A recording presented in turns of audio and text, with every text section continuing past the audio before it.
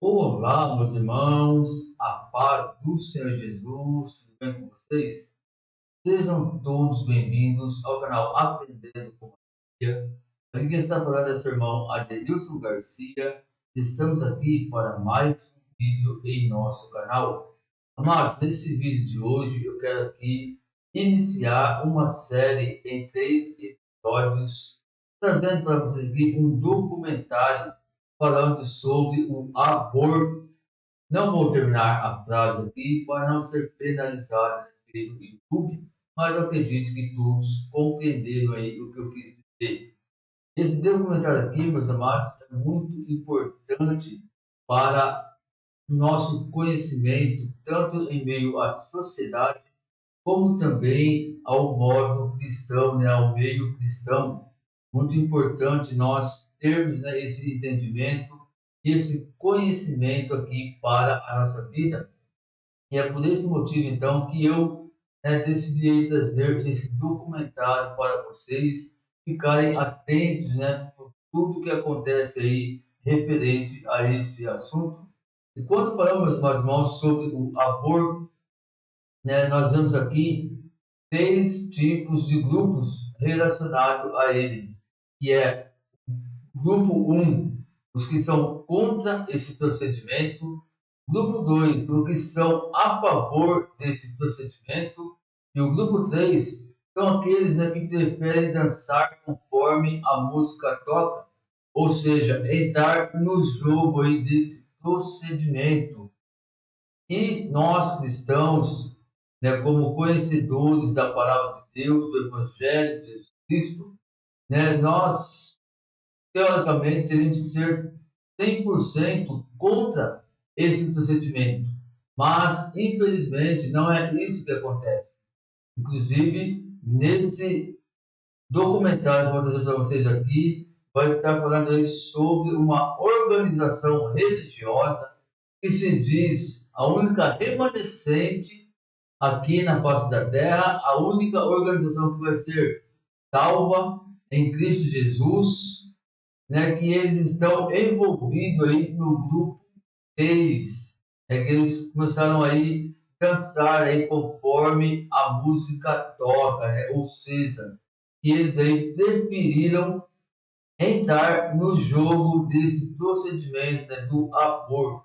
Então, é muito importante, meus amados, vocês assistirem esse documentário até o final e também depois, né, assistirem aí os outros 2 episódios que vão vir, né, consequentemente a este primeiro, que é nesse dia de hoje. E antes aqui de nós, né, entrarmos aqui nesse vídeo, assistirmos esse documentário, eu já quero aqui, meus amados irmãos, pedir para você se inscrever aqui no canal. Também ative aí o sininho de notificações para que o YouTube possa te notificar todas as vezes que tiver vídeo novo aqui no canal. E também para você deixar aí o seu like, o seu comentário e também compartilhe aí este vídeo para que mais pessoas aí tenham também esse conhecimento, né, sobre este assunto. Repito aqui, um assunto de extrema importância para o nosso conhecimento, tanto no meio cristão como no meio da sociedade. Para nós, sem mais delongas, eu vou aqui trazer para vocês a vinhetinha do nosso canal. Em seguida, vamos estar assistindo esse documentário para que vocês possam aí realmente ter esse conhecimento. Ah, e mais um recadinho aqui, meus amados. Esse documentário, esse vídeo, eu peguei do canal para que possamos, nosso irmão Rodrigo Custódio. Esse canal é um canal muito bom, muito importante, irmãos. Rodrigo Custódio, ele é um ativista, né, contra a Igreja Adventista do Sétimo Dia. Você vai encontrar, irmãos, conteúdos excelentes, né, e combatendo aí essas heresias, combatendo esta seita e também trazendo esses documentários aí para o nosso conhecimento. Agora, meus amados, sem mais delongas, vamos aí para a nossa vinheta e também para o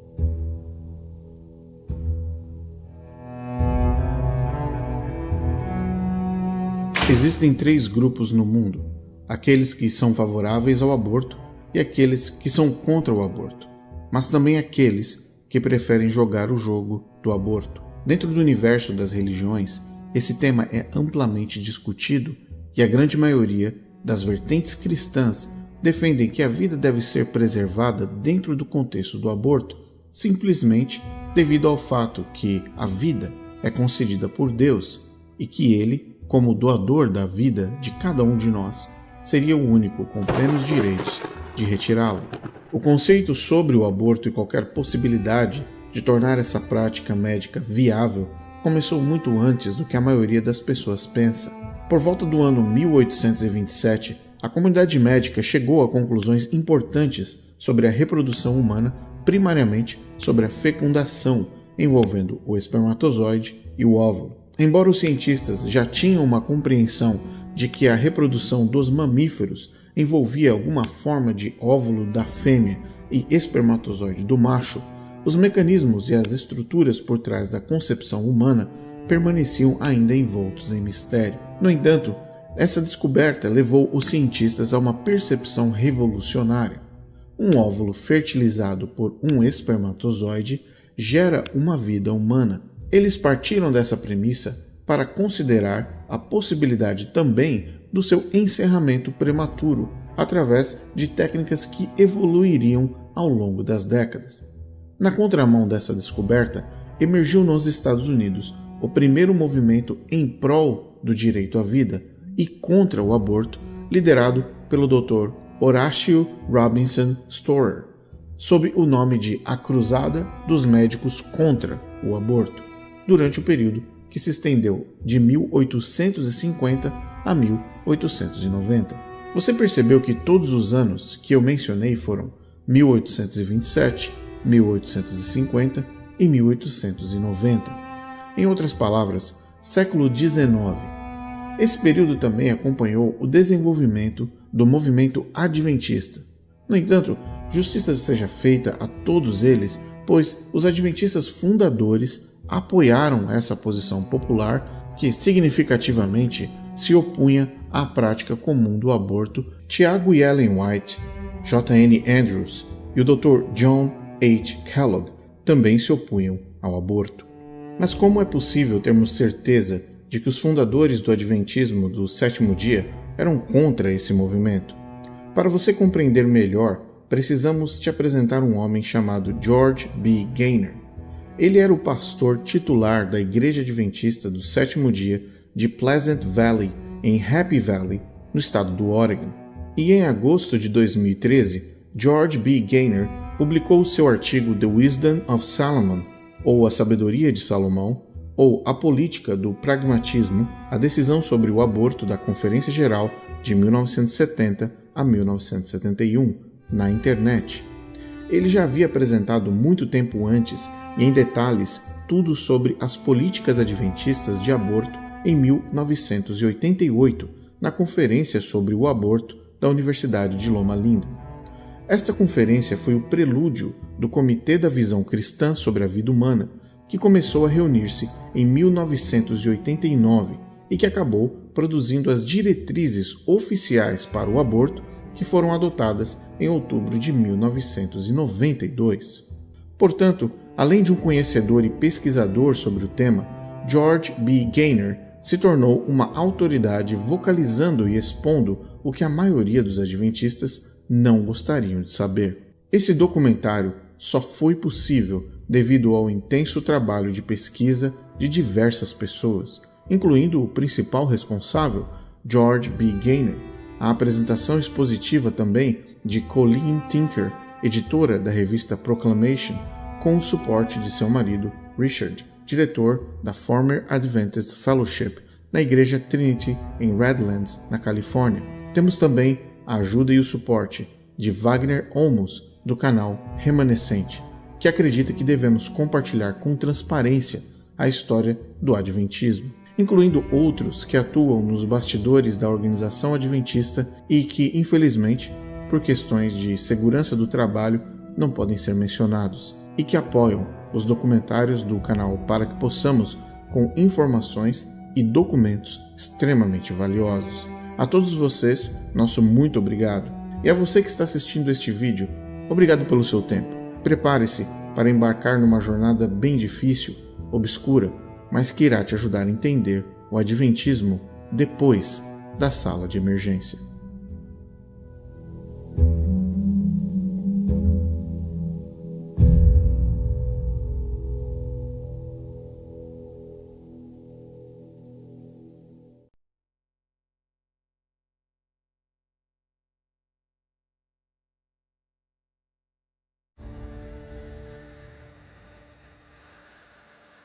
A cruzada dos médicos a favor da vida e contra o aborto obteve a influência da legislação anti-aborto nos Estados Unidos.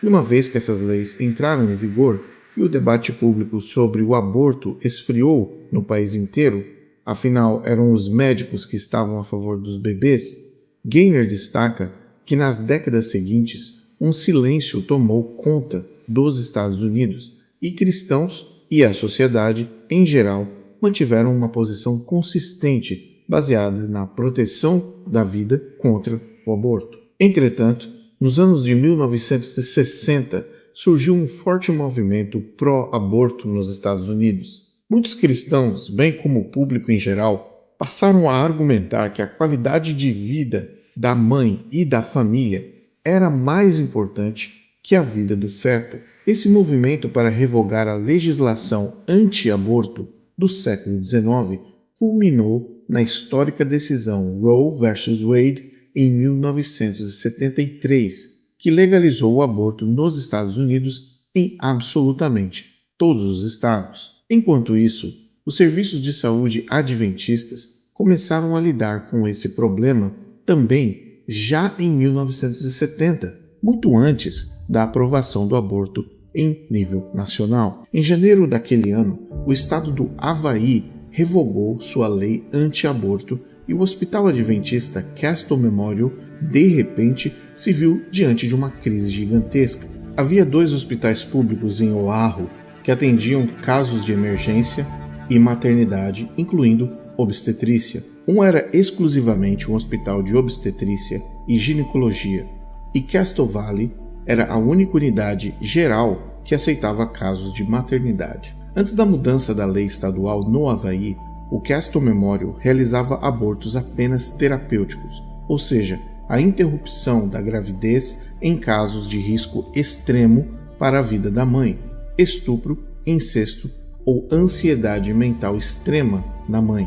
Com as leis do aborto mais liberais agora em vigor no Havaí, o Hospital Adventista corria o risco de perder sua clientela de obstetrícia e ginecologia se eles não oferecessem abortos eletivos, como fazia, por exemplo, o Hospital Kapiolani nas proximidades destes centros médicos adventistas. O Hospital Castle Memorial enfrentou um momento crucial quando um visitante inesperado, John Harrison, se aproximou de Marvin C. Midkiff, o administrador do hospital. O ar estava carregado de tensão quando John Harrison, um pai angustiado, com desespero estampado em seu rosto, veio em busca de uma solução para a situação da sua filha de 16 anos. Ela já estava há 2 meses em uma gravidez não planejada e John Harrison, pai, acreditava firmemente que o aborto era a única saída. Com uma determinação inabalável, Harrison, o pai, apresentou a Midkiff um folheto envelhecido dos primeiros dias de arrecadação de fundos para o Hospital Adventista. Ele apontou para uma declaração enfática naquele folheto que declarava: "Este hospital será um hospital de serviços completos e fornecerá todos os serviços necessários para os residentes da comunidade." Ele fez isso para pressionar o administrador do Hospital Adventista. O pai da adolescente grávida apresentou um de seus cheques desbotados que havia sido coletado durante a contribuição muitos anos antes para a construção daquele Hospital Adventista, o Memorial Castle. Um lembrete muito claro que ele estava dando para Midkiff das expectativas que haviam sido prometidas para aquela comunidade. Esse encontro inesperado marcou o início da crescente pressão sobre o Hospital Adventista para incorporar abortos sob demanda como parte integral de sua identidade como instituição de saúde de serviços completos. Era uma época em que as regras sociais pareciam mutáveis, incluindo também a ética médica. W. J. Blacker, o presidente da Conferência da União do Pacífico, se viu numa situação extremamente complexa. Não fazia muito tempo que a sociedade defendia a vida e era contra o aborto, mas as coisas haviam mudado, tanto nas pessoas como também nas leis. Buscando orientação, Blacker procurou a Conferência Geral da Igreja Adventista, a liderança máxima, mas mesmo os escalões mais altos da administração da igreja estavam incertos quanto a qualquer posição oficial que a igreja deveria tomar sobre o aborto. Consequentemente, o Hospital Memorial Castle se viu numa encruzilhada, navegando por um território completamente novo. Na ausência de uma posição clara da igreja, o hospital embarcou numa elaboração de uma decisão provisória. Ela estipulava que, dada a ausência de uma orientação oficial da Igreja Adventista, o hospital consideraria abortos sob demanda durante o primeiro trimestre, mas somente após o paciente ter recebido aconselhamento religioso e consultado pelo menos 2 médicos. Essa decisão marcou um delicado equilíbrio entre manter o compromisso do hospital com o atendimento abrangente e abordar o tema através de um nível básico de ética moral. O problema não estava na teoria, mas no conceito da liberdade da prática abortiva que se alastrava de casa em casa e em todo o território americano.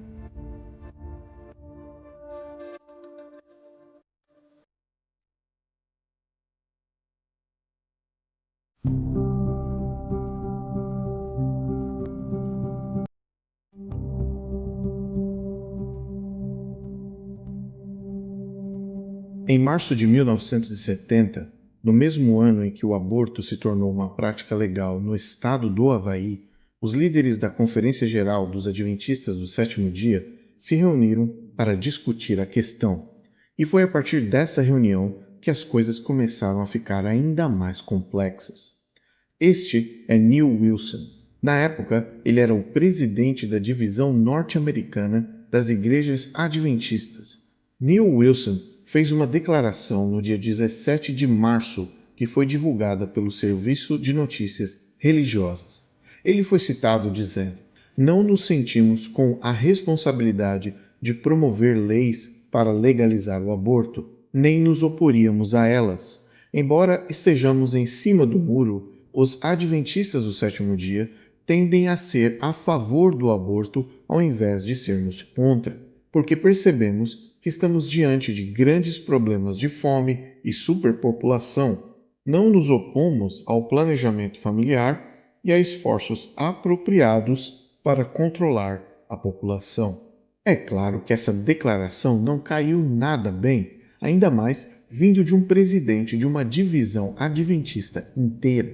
Controle populacional e fome no mundo foram as razões dadas por um dos representantes mais importantes da organização adventista em plenos anos 70. Como você já deve saber, quando presidentes de divisões e uniões da Igreja Adventista se reúnem em reuniões intermináveis, as chances de algo positivo ser produzido são muito baixas. Porém, após discussões contínuas e muitas edições produzidas, no dia 13 de maio de 1970, os líderes da Conferência Geral votaram a favor de aceitar algo que eles deram o nome de Diretrizes Sugestivas para Abortos Terapêuticos. No entanto, essa votação revela a maneira como a organização adventista evitou aprovar o aborto de forma oficial. Uma declaração ou diretriz oficial teria que vir, na verdade, de uma votação do Comitê da Conferência Geral dos Adventistas. Essas eram apenas diretrizes sugestivas e vieram apenas dos líderes da Conferência Geral. Elas eram oficiais, entre aspas, o suficiente para sugerir que os médicos e hospitais adventistas, sim, poderiam realizar esses procedimentos, mas eram essas diretrizes ao mesmo tempo não tão oficiais assim o suficiente para que Marvin McKeith, o administrador do hospital, que estava sendo pressionado por aquele pai, voltasse para o Havaí e impedisse que os abortos ocorressem. Mas você deve estar se perguntando, afinal, quais eram as diretrizes que eles decidiram? Quais eram essas diretrizes oficiais vindas da Igreja Adventista do Sétimo Dia quando o assunto era o aborto? Vamos a elas. Acredita-se que abortos terapêuticos possam ser realizados pelas seguintes indicações estabelecidas. 1. Quando a continuação da gravidez pode ameaçar a vida da mulher ou prejudicar seriamente a sua saúde. 2. Quando a continuação da gravidez provavelmente resultará no nascimento de uma criança com graves deformidades físicas ou retardamento mental. 3. Quando a concepção ocorreu como resultado de estupro ou incesto. Foi considerado também que, quando recomendados, os abortos terapêuticos devem ser realizados durante o primeiro trimestre da gravidez. A adoção não oficial dessas diretrizes não resolveu o problema, nem o fato de os líderes terem silenciosamente retirado o assunto da agenda daquela conferência geral. Entre julho de 1970 até o final do ano, as discussões sobre esse assunto só aumentaram, tanto entre líderes oficiais como também entre os membros da Igreja Adventista. Você se lembra do Hospital Memorial Castle que mencionamos antes? Pois é, esse estava se tornando cada vez mais exigente porque seus médicos não adventistas ameaçavam levar seus pacientes para outra instituição se o Memorial Castle não apoiasse oficialmente o procedimento do aborto. Em dezembro de 1970, o chefe de equipe do Memorial Castle, Dr. Raymond D. Hay, escreveu 2 cartas, uma para o presidente do conselho do Memorial Castle e outra ao presidente da Conferência Geral Adventista, Robert Pearson, implorando por uma decisão oficial. Pearson, o presidente dos adventistas do mundo inteiro, respondeu repetindo as diretrizes não oficiais que estavam em vigor e anunciou que um comitê competente se reuniria no próximo mês em Loma Linda, Califórnia, para discutir ainda mais essa questão. Em 25 de janeiro de 1971, 11 dos 18 membros recém-nomeados pelos líderes da Conferência Geral Adventista para integrar este comitê finalmente se reuniram. Parecia que o problema do aborto e a posição oficial da Igreja Adventista realmente sairia do papel. 4 novos membros foram adicionados aos 11 presentes, formando um comitê com um quórum de 15 pessoas. Os presentes eram W. R. Beach, David Henshaw, P. C. Hillback, C. B. Hirsch, Gordon Hyde, Joanne Cross, Elizabeth Larsen, R. E. Osborne, Jack W. Provonsha, A. G. Strenflin, W. D. Walton, N. C. Wilson, Mrs. C. Woodward, Harold Zipprecht e C. E. Bradford.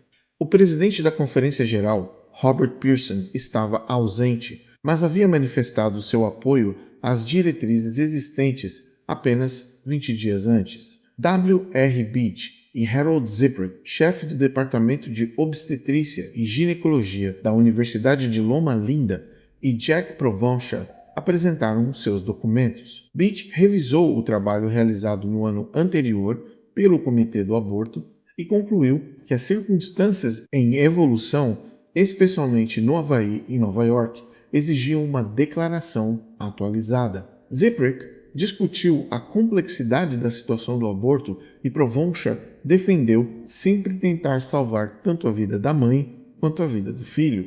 Mas em situações em que isso não fosse possível, o feto deveria ser sacrificado em favor da mãe. A reunião foi concluída com uma recomendação de que os líderes da Conferência Geral dos Adventistas nomeassem agora um outro comitê para estudar ainda mais essa questão, o que demonstra hoje uma tentativa de distanciamento daquelas pessoas, mas que o tempo comprovaria de que não seria tão fácil assim.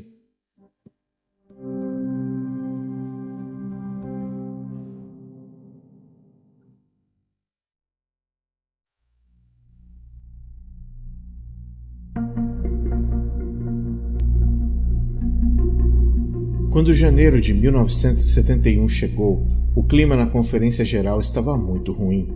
Diversos grupos ultraconservadores adventistas ao redor dos Estados Unidos já tinham recebido a informação de que hospitais da igreja oficialmente haviam assumido a posição das práticas abortivas com base nas diretrizes não oficiais sugeridas pela Conferência Geral, e as cartas dos membros questionando a decisão começaram a se multiplicar. Pouco tempo depois, durante fevereiro de 1971, o Comitê de Aborto começou um novo trabalho em Washington, D.C. Eles se envolveram na análise e revisão das 3 primeiras diretrizes que já existiam desde 1970, e o que aconteceu foi o surgimento de um novo documento que eles deram o nome de Diretrizes para Interrupção da Gravidez, e as principais recomendações apontavam para as preocupações éticas e médicas apresentadas nos artigos dos doutores Ziprick e Provencher na reunião anterior lá em Loma Linda. O comitê enfim decidiu que deveriam adicionar mais 2 diretrizes não oficiais às 3 já existentes. Inicialmente, essas 2 adições, números 4 e 5, permitiam o seguinte: número 4. No caso de criança solteira com menos de 15 anos de idade, o aborto era permitido. Número 5. Quando em harmonia com a declaração de princípios acima, os requisitos da vida humana funcional exigem o sacrifício do menor valor humano potencial. Nos meses seguintes, eles continuaram fazendo mudanças significativas em várias diretrizes. A principal razão por que eles não paravam de mexer nessas diretrizes ficou claro quando cartas de comunicação vieram à tona entre W.R. Beach, presidente do Comitê Adventista do Aborto, e N.C. Wilson, na época presidente da divisão norte-americana, como já dissemos, que mais tarde seria eleito como presidente mundial da Igreja Adventista do Sétimo Dia. É interessante notar que as sugestões de Neil Wilson mudaram de forma dramática e com precisão cirúrgica as diretrizes sobre o aborto em hospitais adventistas, dando um tom muito mais político-liberal. Numa carta datada de 8 de março de 1971, W.R. Beach concordou com a recomendação de Neil Wilson de que a palavra graves fosse retirada da diretriz número 2.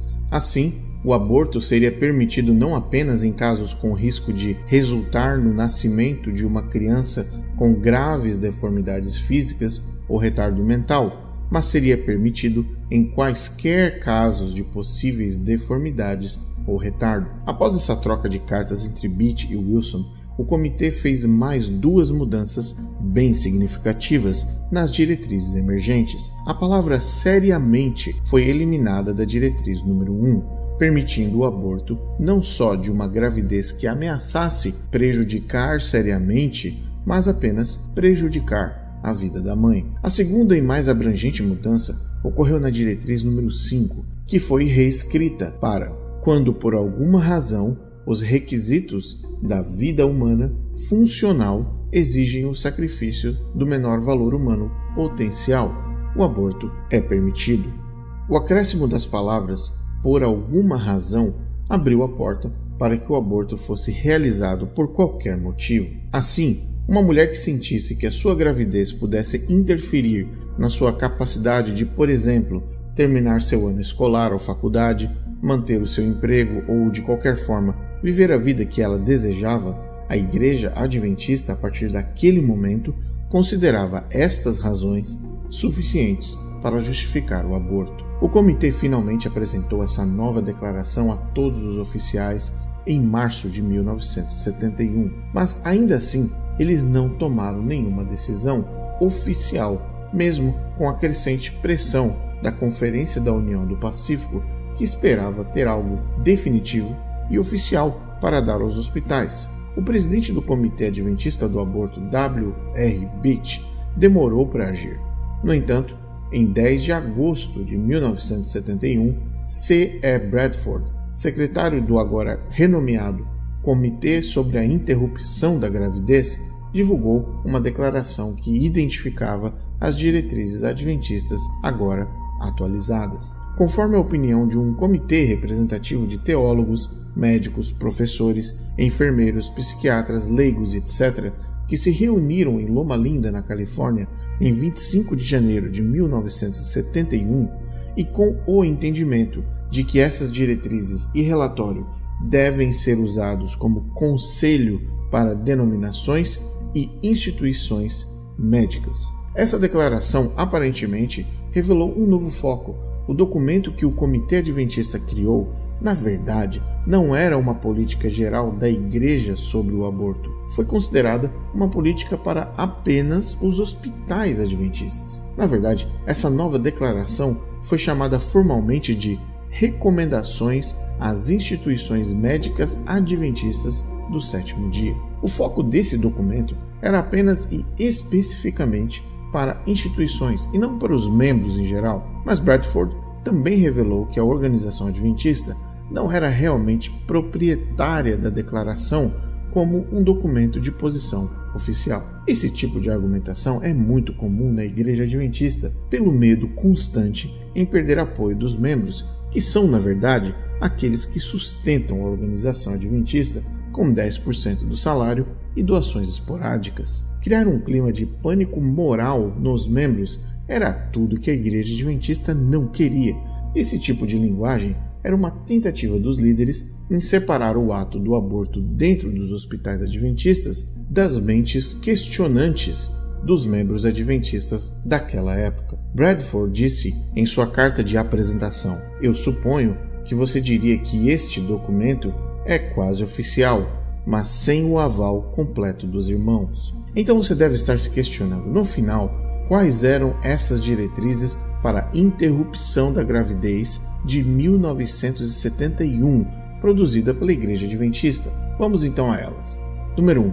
Quando a continuação da gravidez pode ameaçar a vida da mulher ou prejudicar a sua saúde. Número 2.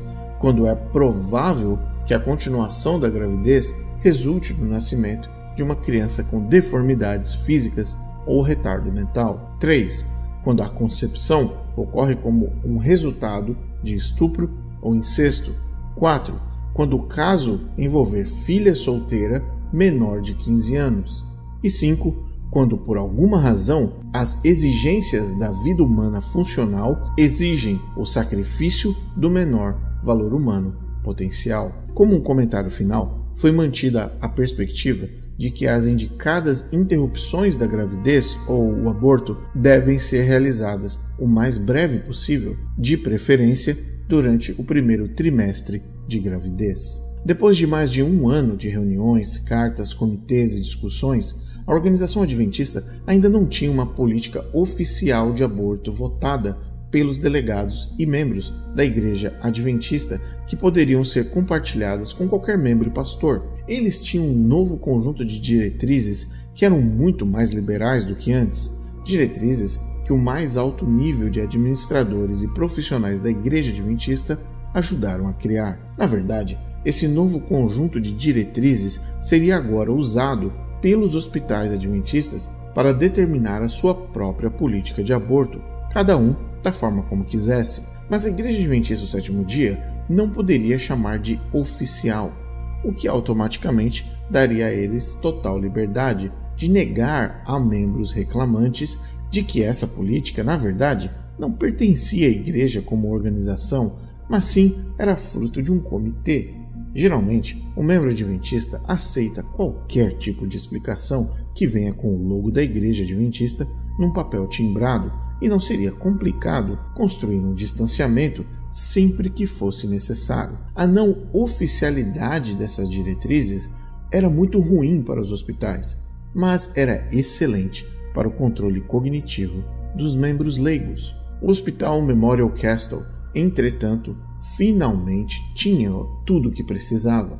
Embora fosse apenas quase oficial, esse conjunto de diretrizes, as 5 que mencionamos, tinha sido, quer queira ou não, emitido pela Conferência Geral, e nas palavras do administrador Marvin McKeith, que havia sido pressionado por aquele pai, o doador, era amplo e suficiente para interpretar cada situação da maneira como você bem entendesse. Essa declaração permitiu que que o Hospital Adventista Memorial Castle e qualquer outro hospital adventista pudesse oferecer abortos sob demanda durante até a 20ª semana e ainda mais tarde, por razões sociais ou médicas convincentes, e ainda estar em harmonia com as diretrizes da Conferência Geral.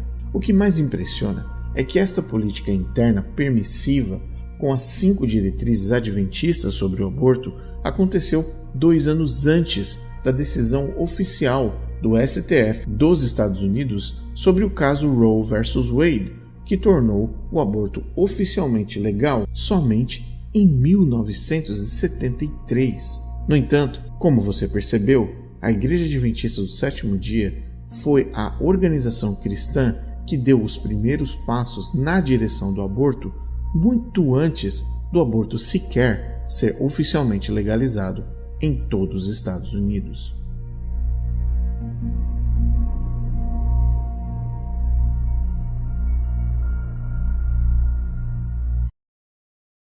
Meus irmãos, então, esse foi aí a primeira parte da nossa série, né, desse documentário, que é muito importante para o nosso conhecimento. Vocês viram aí, né, tudo como foi, né, explicado, como foi tudo realmente pesquisado, estudado. O nosso irmão Rodrigo Custódio realmente buscou conhecimento, né, sobre esse assunto e trouxe aqui para nós, né, para abrirmos aí o nosso meio, o nosso entendimento, a nossa mente, né, e estamos aí, né, sempre a par com essa situação, né, com essas, né, legalidades aí que acontecem aí no meio cristão, no meio gospel, né, aí, essa organização adventista, né, o quão o envolvimento delas, né, referente a esse assunto, né, quanto eles estão aí fatigados aí a favor de tudo isso, né? Viram aqui no finalzinho do vídeo, que antes mesmo, né, do aborto ser liberado, né, nos Estados Unidos, eles já estavam trabalhando, né, em cima disso aí para aí, então, não atingir a organização, não atingir, né, o hospital lá que eles tinham, né, do Adventismo, e assim ainda tem alguns argumentos, né, para referirem que eles não eram a favor, né, querem questionar aí contra essa situação. Então, meus amados, espero que vocês possam ter gostado do conteúdo desse documentário. Como eu falei, essa foi a primeira, apenas, né, a primeira parte de tudo isso, né? Vamos aí em breve estar com a segunda parte e a terceira parte, e também aí é o cumprimento da importância aí sobre esse assunto, né? Então eu quero pedir a vocês também, meus amados, que vocês possam deixar aqui o seu comentário.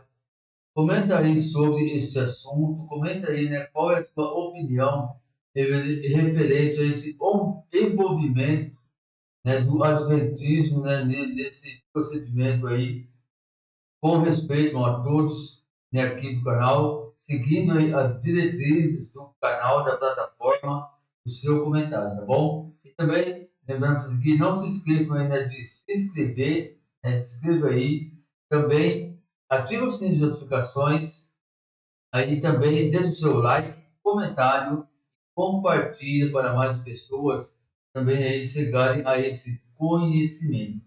Amém, meus queridos? Então fiquem todos na paz do Senhor Jesus. Que Deus abençoe grandemente a vida de cada um de vocês. E até a próxima, se assim o Senhor Ele nos permitir.